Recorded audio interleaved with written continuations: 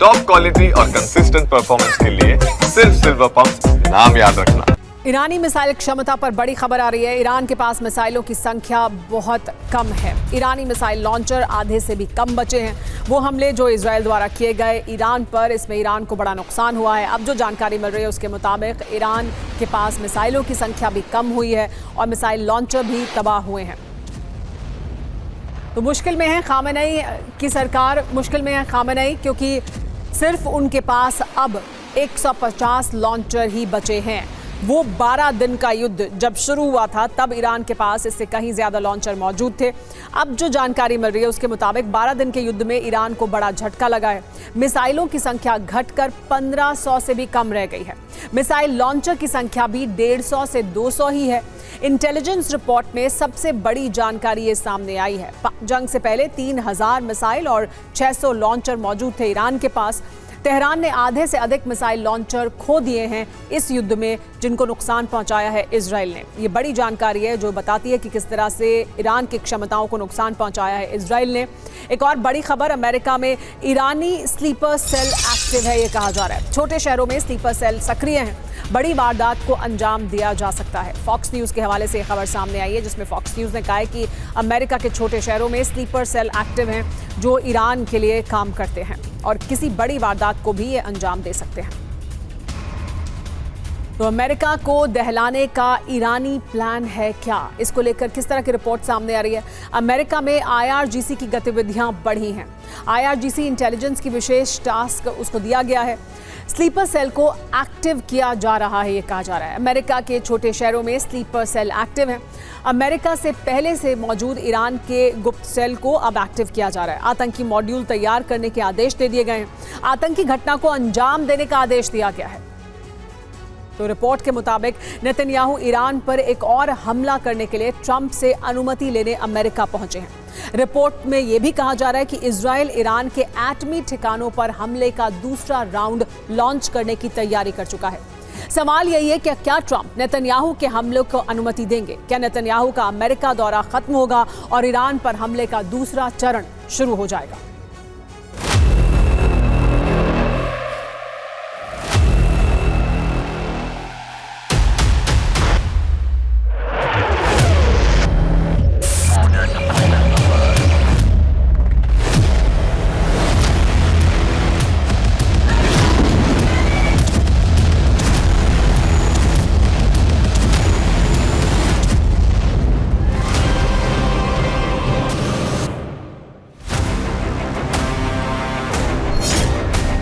Dinner table पर Trump के सामने इजरायली प्रधानमंत्री बेंजामिन नेतन्याहू ने बड़ा ऐलान किया।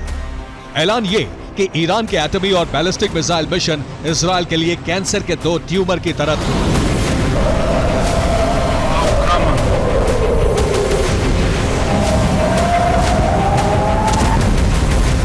इजरायल और अमेरिका ने इस ट्यूमर को खत्म कर दिया है, लेकिन अगर उचित कदम नहीं उठाए गए तो ये फिर से उभर सकते हैं।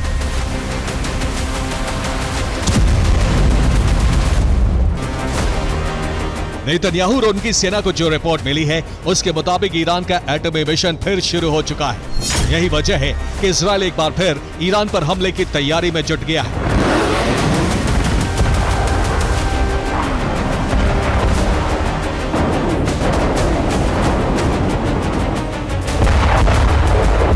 इजरायली प्रधानमंत्री बेंजामिन नेतन्याहू अमेरिका पहुंचे, ट्रंप से मुलाकात की, उनके साथ डिनर किया। रिपोर्ट के मुताबिक इस दौरान नेतन्याहू ने ट्रंप से ईरान पर फिर हमला करने की अनुमति मांगी। न सिर्फ अनुमति मांगी बल्कि हथियार और हमले में साथ भी मांगा है। सवाल यही है कि क्या ट्रंप नेतन्याहू को हमले की अनुमति देंगे? क्या ईरान पर हमले में अमेरिका इजरायल का साथ देगा? उससे भी बड़ा सवाल यह है कि क्या नेतन्याहू के इजरायल वापसी के बाद ईरान पर हमला होने वाला है?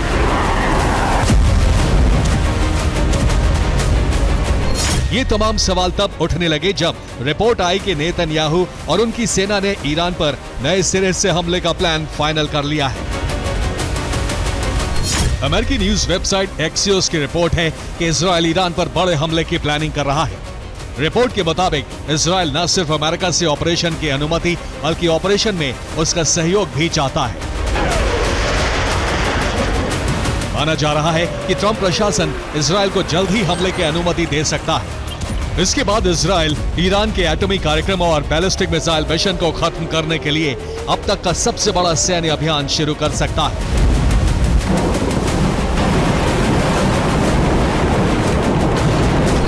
लेकिन इजराइल और अमेरिका के सामने सबसे बड़ा संकट ये है कि वो ईरान के अंडरग्राउंड एटॉमी सेंटर को बमबारी में खत्म नहीं कर सकते।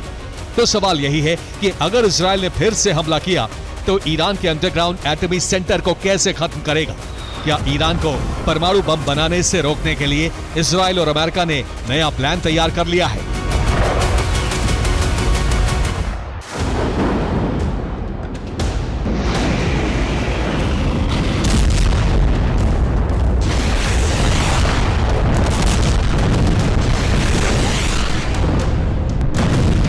ईरान के अंडरग्राउंड एटॉमी ठिकानों को तबाह करने का एक ही तरीका है और वो है ग्राउंड ऑपरेशन। ऐसे में इजरायली सेना गाजा की तरह ही ईरानी अंडरग्राउंड एटॉमी सेंटर में दाखिल होकर हमला कर सकती है। अमेरिका इजरायल को हमले की अनुमति किसी भी वक्त दे सकता है। इसका संकेत उस वक्त मिला जब अमेरिका ने इजरायल को हथियारों की नई खेप देने की घोषणा कर दी। सिर्फ हथियार ही नहीं बल्कि इजरायली एयरबेस को अपग्रेड करने के लिए ट्रंप प्रशासन भारी भरकम फंड देने जा रहा है। 12,850 करोड़ रुपए के अमेरिकी फंड से इजरायली एयरबेस हाईटेक और सुरक्षित बनाए जाएंगे। ट्रंप ने अब तक इजरायल को हमले की अनुमति नहीं दी है। दरअसल ट्रंप युद्ध में जाने के बजाय ईरान से ऐसी डील करना चाहते हैं जिससे वो भविष्य में परमाणु हथियार न बना सके। डिनर टेबल पर ट्रंप ने नेतन्याहू के सामने अपनी बात खोलकर रखी। सुना आपने, ईरान अगर समझौता करता है तो अमेरिका तैयार है। ट्रंप ने यह बात तब कही जब ईरानी राष्ट्रपति मसूद पेजेश्कियान ने एक इंटरव्यू में कहा कि वो अमेरिका से बातचीत करने के लिए तैयार है। ईरानी राष्ट्रपति भले ही बातचीत की बात कर रहे हो, लेकिन सच ये है कि ईरान इजरायल और अमेरिका की शर्तों पर समझौता नहीं करेगा, ये पूरी दुनिया जानती है। ईरानी राष्ट्रपति ने इजरायल और अमेरिका को लेकर नरम रुख अख्तियार किया तो ईरान की संसद में सांसदों ने पेजेश्कियान को घेर लिया। ईरानी सांसदों ने साफ कर दिया है कि अगर उन्होंने नरम रुख रखा तो महाअभियोग लाकर उन्हें राष्ट्रपति पद से हटा दिया जाएगा। जाहिर है ईरानी हुकूमत पर इजरायल के खिलाफ कड़े एक्शन का दबाव लगातार बढ़ता जा रहा है। इसी दबाव की वजह से ईरान ने अपने प्रॉक्सी संगठन हूती को एक्टिव कर दिया है। ईरान के आदेश के बाद हूती ने इजरायल की धरती को दहलाना शुरू कर दिया है। हूती ने न सिर्फ इजरायल में बैलिस्टिक मिसाइलों से हमला किया बल्कि लाल सागर में एक जहाज को भी जला दिया। हूती ने आने वाले वक्त में हमले तेज करने की धमकी दे दी है। जाहिर है अगर इजरायल ने ईरान पर फिर से हमला किया तो ईरान उसके खिलाफ कई फ्रंट खोल देगा। ईरानी सेना के साथ साथ हूती, हिजबुल्ला और इराकी रेजिस्टेंस इजरायल पर बारूदी बरसात शुरू कर देंगे। Bureau report, TV9 Bharat.